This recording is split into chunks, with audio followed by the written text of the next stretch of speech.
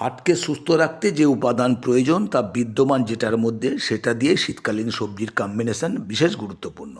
চলো জেনে নিই কীভাবে বানাবো বা খাবো। শীতকালে আমরা ভেজ রাইস বা পিস রাইস বানাই। তার সাথে এটা যোগ করলে একটা দারুণ মাত্রা আসে।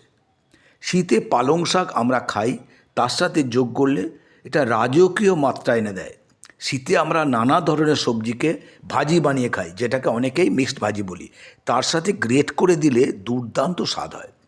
ক্যাপসিকাম এবং টমেটো শীতকালীন সবজি সহযোগে এটা দারুণ লাগে খেতে, যদি ভাজি বা তরকারি বানিয়ে খাওয়া যায়। এছাড়াও কাজু দিয়ে গ্রেভি বানিয়ে খেলে দারুণ লাগে। ফিলেট কেটে এটা ব্যাটার বানানো যায়।